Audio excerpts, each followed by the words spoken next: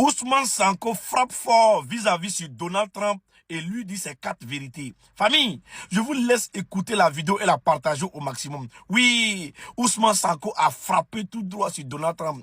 Suivez la vidéo attentivement et la partagez au maximum. Il paraît que le président Donald Trump aime à demander à tous ceux qu'il rencontre s'il méritait qu'on lui décerne le prix Nobel de la paix.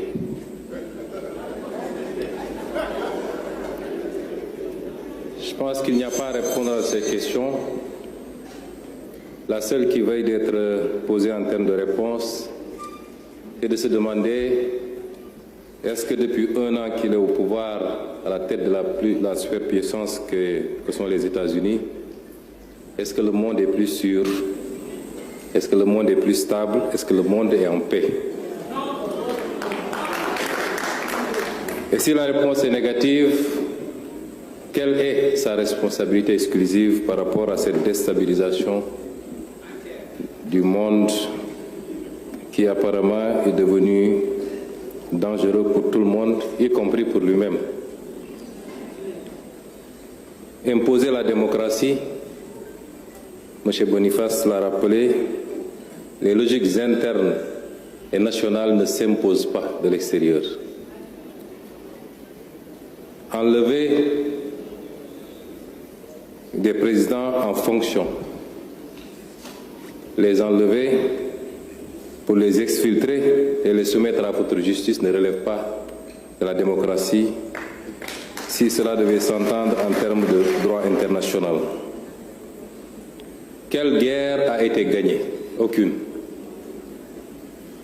Aucune guerre n'a été gagnée.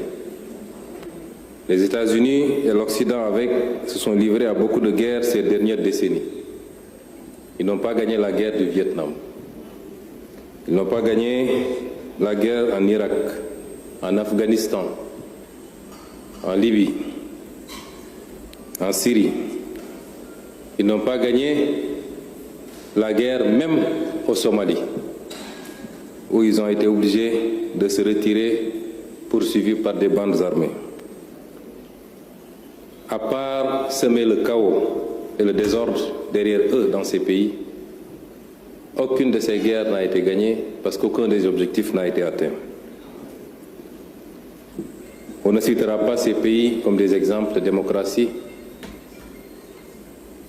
sous la conception occidentale s'entend. Quel objectif était assigné pour la guerre en Iran?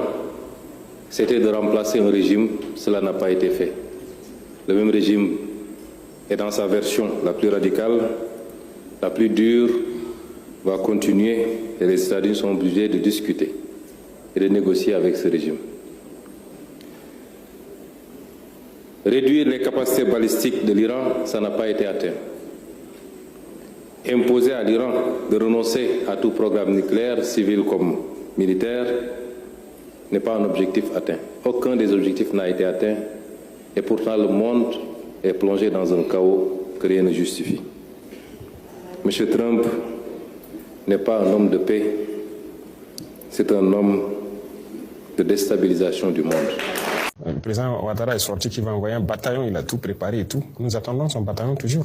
Alors, derrière les tentatives de déstabilisation que vous évoquiez tantôt, il est souvent dit que les mains de certains pays voisins se cachent derrière pour appeler un chat, le Bénin, la Côte d'Ivoire. Est-ce que les relations ont évolué avec ces pays voisins? Est-ce que vous êtes prêt à une désescalade et à quelles conditions, camarade président? Ça ne dépend pas de nous. C'est eux qui ont lancé l'hostilité. Je vous rappelle quelque chose, quand nous sommes arrivés, nous n'avons pas de problème avec quelqu'un. On a communiqué avec tout le monde, on a fréquenté tout le monde et tout. Mais c'est un jour, par exemple, j'étais assis, le ministre de la Défense me dit que les Ivoiriens ont envoyé une note de retirer tous leurs élèves de nos écoles. L'académie, le PMK, l'ENSO, vous voyez. Mais je dis, mais il y a quoi? Et puis ils retirent tous leurs élèves officiers et sous-officiers et tout. Aucune explication. Il dit, mais préparez donc à la réciprocité pour faire venir nos enfants, parce qu'on ne sait pas qu'est-ce qu'ils ont derrière la tête et qu'ils font cela. Voilà le point de départ. Le premier acte posé par les Ivoiriens. Nous aussi, on a fait rentrer donc nos élèves et on a laissé partir les élèves. Et petit à petit, on a commencé à voir les actes d'hostilité vis-à-vis de nous. Pas de souci. On prend le Bénin et autres. Nous, on n'a pas provoqué quelqu'un. Mais on a tous vu, quand encore ils ont voulu transporter une guerre dans notre région, mais qui était au devant? Le président Ouattara est sorti qu'il va envoyer un bataillon, il a tout préparé et tout. Nous attendons son bataillon toujours. Le président Bénin a dit qu'il faut la force, ils vont faire la force, ils vont faire la guerre. Nous attendons.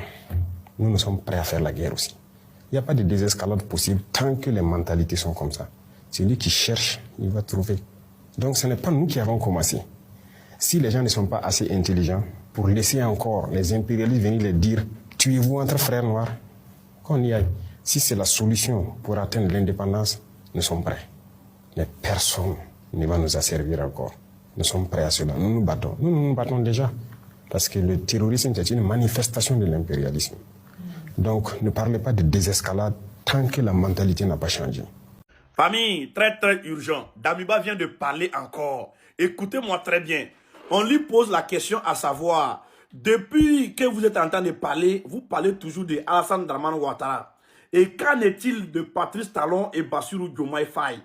Et Damiba dit, écoutez très bien, oui, je n'ai pas oublié. Il faut noter que les hommes fournis par Alassane Dramane Ouattara, Patrice Talon, Bassirou Diomaye Faye et mes hommes devaient subir une formation avec les esprits selon les grands maîtres béninois. C'est-à-dire, c'est les maîtres béninois qui leur disent de faire ce qu'ils devraient faire là. Écoutez toujours, hein. Il nous a fait savoir que pour subir cette formation, on devait boire le sang de cette vierge. C'est-à-dire, pour suivre cette formation, pour que Damiba lui-même, il puisse rentrer dans la loge, et puis les hommes, ils devraient boire le sang de cette vierge. Et celui des 10 nouveaux-nés. C'est-à-dire, en plus de boire le sang de cette vierge, il doit boire aussi le sang de 10 nouveaux-nés. Famille, c'est fort. C'est Damiba qui parle, hein. Tout est ici. Oui.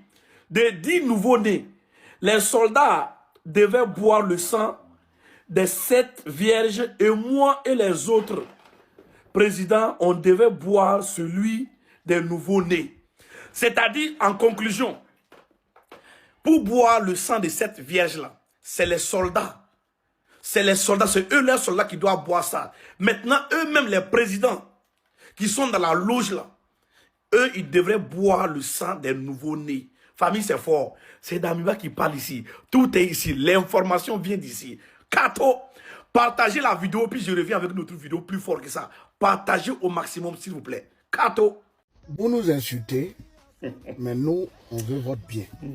Parce que, vous savez, nous sommes des frères. Vous insultez notre président Alassane Ouattara, mais il pense à votre bien. Parce que vous êtes nos partenaires historiques et nos frères. Voici que le verrou douanier qui ne facilitait pas les échanges entre la Côte d'Ivoire, le Burkina et le Mali a été maintenant enlevé par le gouvernement de Côte d'Ivoire pour permettre de fluidifier les échanges. Et c'est une très bonne nouvelle. Bravo à la République de Côte d'Ivoire, bravo au président Alassane Ouattara. N'oubliez pas le bienfait. Soyez reconnaissants, les frères du Burkina et du Mali. Nous là, on n'a rien contre vous. Donc réfléchissez un peu quand vous prenez vos décisions, quand vous parlez. D'abord pour commencer, c'est trop tard. L'avion ne fait pas marche arrière. Souvent quand on vous appelle des moutons, vous pensez qu'on vous insulte. Non, on ne vous insulte pas. Parce que vous êtes des vrais moutons, des mbères. Oui. Vous fermez vos ports au pays de l'AIS qui ne passe plus leurs marchandises sur vos ports. Et vous enlevez visa douanier. Maintenant, c'est pourquoi? C'est pour faire quoi avec? Non, dites-moi sérieusement, est-ce que ça a un sens? Ça n'a pas de sens. Vous fermez vos ports sur le Burkina, le Mali et le Niger. Eux, ils ont décidé de faire passer leurs marchandises au Ghana, au Togo. Et vous enlevez visa douanier maintenant sur ces pays-là, c'est pourquoi? C'est pour faire passer quoi? Non, dites-moi sérieusement, c'est pour faire passer quoi? Mon frère, tu vois que non? Tes débats, c'est inutile. C'est contradictoire. Vous fermez vos ports sur le Burkina, le Mali et le Niger. Eux, ils ont décidé de faire passer leurs marchandises au port du Ghana, du Togo et même du Sénégal, Guinée, je ne sais quoi. Maintenant, vous enlevez visa douanier sur ces pays-là. C'est pourquoi? Ça pouvait transiter quoi? Non, ça pouvait transiter quoi? Dites-moi. Et pourquoi c'est maintenant que vous enlevez visa douanier? C'est parce que le port autonome de la Côte d'Ivoire est vide. Non, dites-nous. Vous avez perdu beaucoup de marchés. Vous avez perdu beaucoup de contrats. Sinon, Ouattara, il est au pouvoir, ça fait combien d'années? Bientôt 16 ans. Pourquoi c'est maintenant il décide d'enlever visa douanier? Non, dites-nous sérieusement. Vous pensez que nous, on est dupes? Vous pensez qu'on est bêtes? Non, on n'est pas bêtes. Remettez visa douanier là. Remettez visa douanier parce que nous, ça ne nous concerne pas. Puisque nous, nos marchandises ne passent plus au port autonome de la Côte d'Ivoire. Vous enlevez visa douanier là maintenant. C'est pourquoi? C'est pourquoi ça n'a pas de sens. Vous voyez que ce que vous-même vous faites là, ça vous contredit vous-même. Quand on parle, il y a des moutons, des agoutis comme ça qui vont venir s'asseoir pour dire que non, ouais, vous êtes nos partenaires historiques. Oui, c'est un partenaire historique là qui fait que vous avez misé sur nous. Toi, tu dis encore que non, on est des pays frères. Oui, vous n'avez rien contre nous. Vous n'avez rien contre nous. Vous avez déjà notre frère Ali Faso. Vous pensez que nous on a oublié? On n'a pas oublié. Quand on est frère là, on ne se dit pas. On ne se dit pas. Vous avez déjà notre frère Ali Faso. Vous pensez qu'on a oublié? Vous pensez qu'on nous on est bêtes? On n'est pas bêtes. Gardez votre port autonome. Nous, on n'a rien dit et on ne dira rien. Alors, laissez-nous tranquilles. Votre visa douanier là, c'est pourquoi? C'est pourquoi au juste, nous dites-nous sérieusement, puisque nos marchandises ne passent plus sur votre port d'Abidjan, mais vous enlevez le visa douanier, c'est pourquoi? C'est pour quel échange des marchandises? Nous dites-nous quelles marchandises même déjà? Vous voyez que non, vous là, vous n'êtes pas clair. On ne doit pas vous faire confiance, parce que tout ce que vous faites là, c'est contrairement. Damiba a parlé. Il dit, la loge qu'ils ont créée pour leur sacrifice, lui ne connaît pas le chef. On lui pose la question à savoir, est-ce que c'est le vieux du pays voisin qui est le chef? Il dit non. Même le vieux du pays voisin reçoit des ordres sur le chef de cette loge. Famille, selon vous, qui est le chef de cette loge-là? Moi, j'ai une idée de qui ça pourrait être. Mais, tout d'abord, donnez-moi vos avis dans les commentaires. Qui est le chef de cette loge? Ensuite, il dit que cette loge existait bien avant longtemps, avant son arrivée. C'est Damiba qui disait ça là. Ça veut dire, la loge qu'ils ont créée pour leur sacrifice là, existait avant que Damiba, lui, il vienne rentrer dedans. Mais selon vous, qui est le chef de cette loge là? Oui, famille, vous voyez le bouton qui est à côté ici là. Cliquez pour aller faire vos lives. Ça vous permet de gagner beaucoup d'abonnés. Oui, pour tous ceux qui ont besoin d'abonnés là, avant de faire vos lives là, vous voyez le bouton qui est en rouge ici, qui est écrit live là. Cliquez pour aller faire vos lives. Ça vous permet de gagner beaucoup d'abonnés. Ça vous permet aussi que mes abonnés viennent suivre vos lives. Famille, mais tout d'abord, dites-moi sincèrement en commentaire qui est le chef de cette loge-là. Parce que Damiba dit que lui, il ne le connaît pas. Mais ce n'est pas le vieux du pays voisin qui est le chef. Parce que le vieux du pays voisin, lui aussi, il reçoit des ordres comme lui. Ouais, famille, c'est fort. C'est fort. Dites-moi en commentaire, selon vous, qui est le chef de cette loge-là?